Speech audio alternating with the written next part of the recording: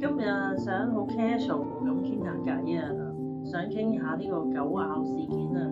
原本發生咗大狗咬細狗呢個事件，就已經想講一講啦。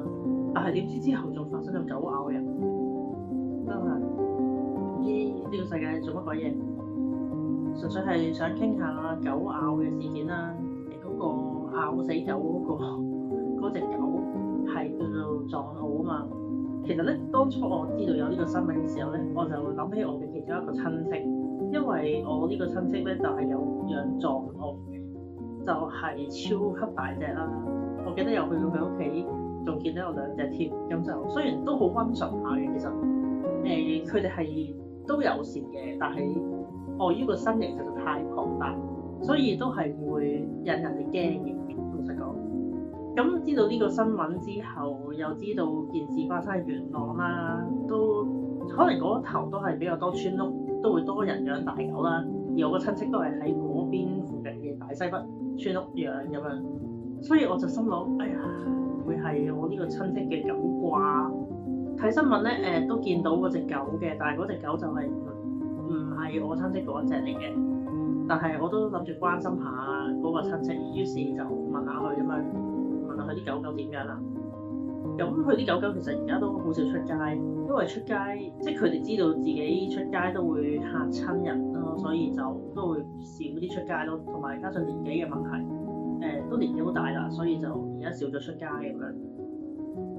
但係佢嘅講法就係、其實首先就係嗰隻藏獒都比較可憐啦，因為係得咗5歲，年紀輕輕，但係就轉過幾個主人，都係俾人哋遺棄過咁樣。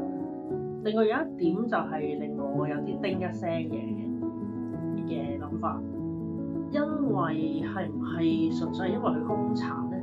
被咬死嗰兩隻狗其實係好可憐嘅，但係咁啱佢哋兩個都係啲得意養嗰啲狗，其實會唔會隻大狗係當咗佢哋係玩具咧？大家覺得？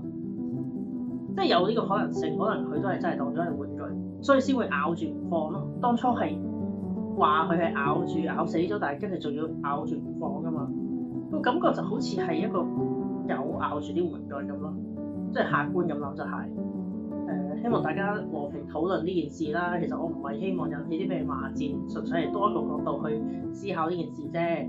我知道小狗個主人都好傷心，我都明啊，即係俾咗我都好傷心啊！真係個屋企人喺你面前咁樣俾其他狗咬死，真係好傷心。我見到嗰單新聞都好戥佢哋覺得好慘。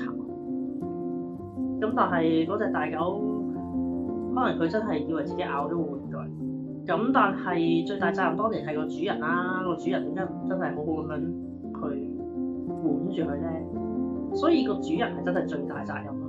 我覺得養得呢啲大狗都要做好啲相應嘅措施啦。坦白講，可能香港其實真係唔係咁適合養大狗。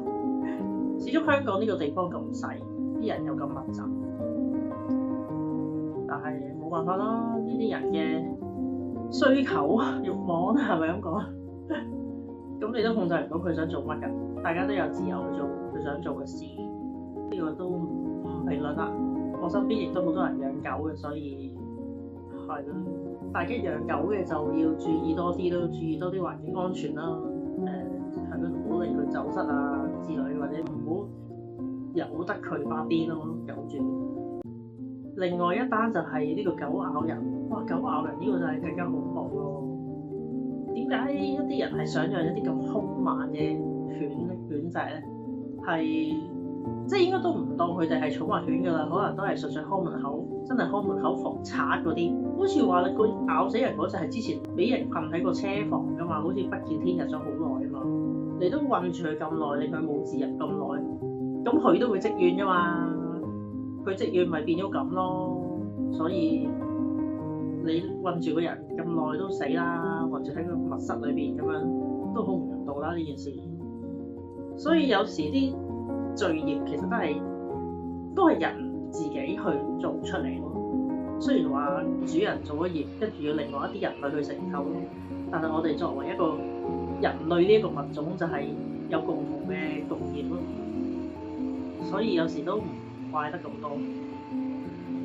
順便講句，點樣避免呢啲惡業其實都係嗰啲老生常談啦，保持個善念啦，保持個正念，內心中正啦，內心保持中正，唔好邪咯，係咯，心裏邊中正就邪不可干，呢個都係鐵定嘅定律嚟㗎，係咯，祝福狗狗，祝福主人，祝福大家，我想講嘅就係咁多啦，好簡單嘅分享，好啦，下次見啦，拜拜。